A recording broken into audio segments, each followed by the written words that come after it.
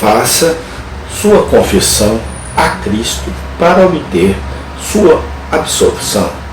Parte 01, dia 22 de outubro de 2025.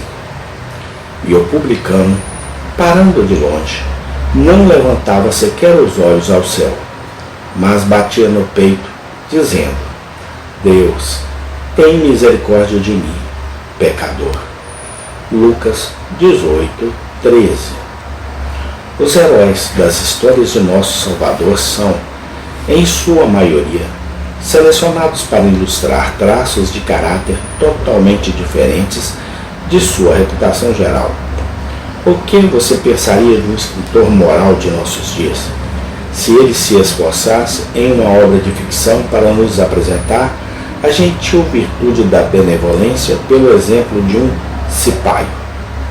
E, no entanto, Jesus Cristo nos deu um dos melhores exemplos de caridade no caso de um samaritano.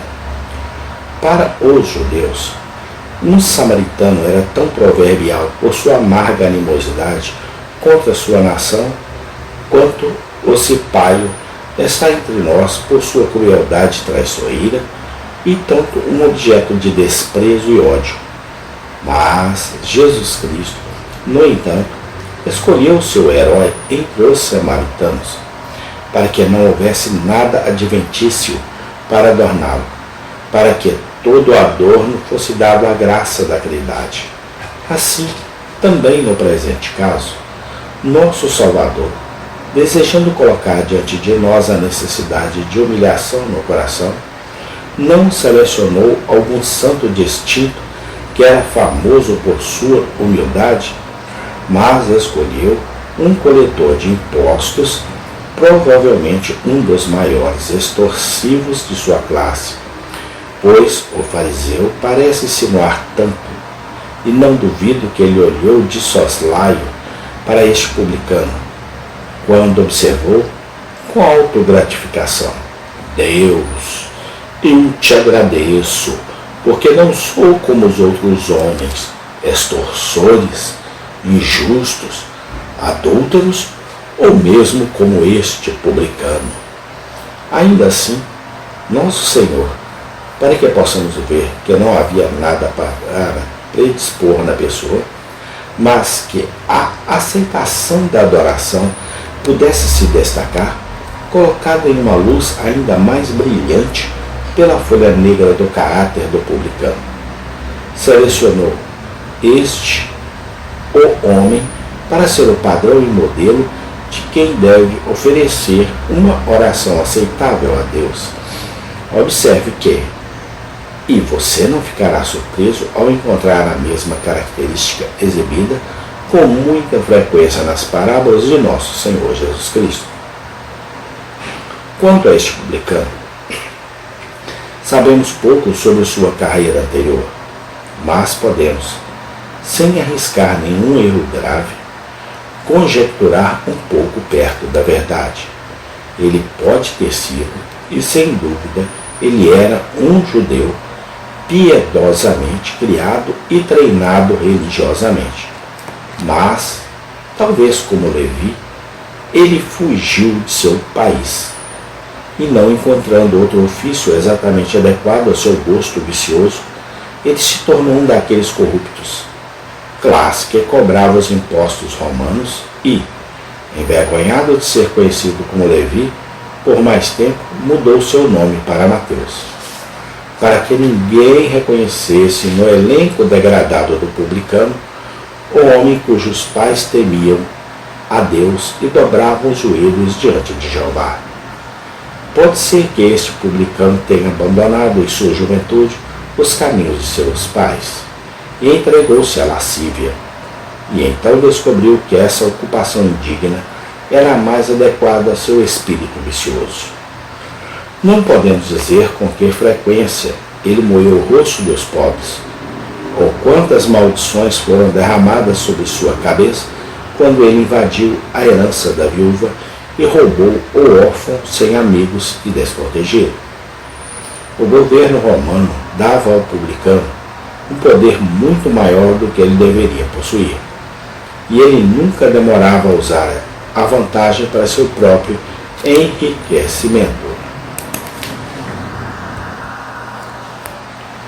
Provavelmente, metade de tudo que ele tinha era roubo, se não mais, pois Zaqueu parece insinuar isso em seu próprio caso, quando diz: Eis, Senhor, que metade dos meus bens dou aos pobres, e se obtive qualquer coisa de qualquer homem por falsa acusação, eu restauro a ele 4 vezes. Não era frequente que esse publicano perturbasse o templo. Os sacerdotes raramente o viam vindo com o sacrifício. Teria sido uma abominação, e ele não a trouxe. Mas aconteceu que o Espírito do Senhor se encontrou com o publicano, e o fez pensar em seus caminhos e em sua escuridão peculiar.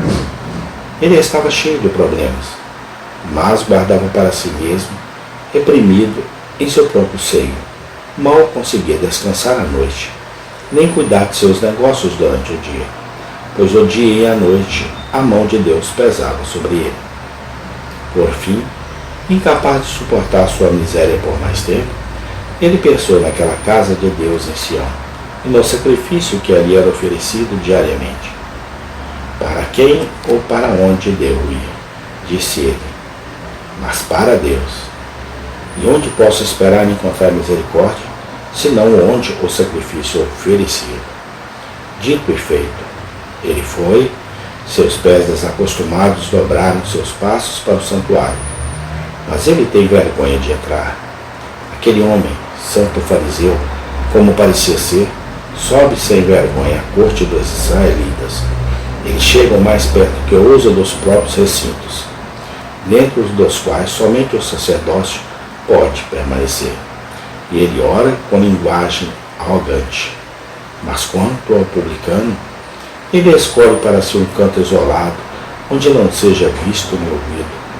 E agora ele está prestes a orar, não com as mãos erguidas como aquele fariseu, não com os olhos voltados para o céu com um olhar hipócrita, de hipocrisia, mas fixando os olhos no chão, as lágrimas quentes correndo deles, não ousando levantá-los ao céu. Por fim, seus sentimentos sufocados encontraram expressão.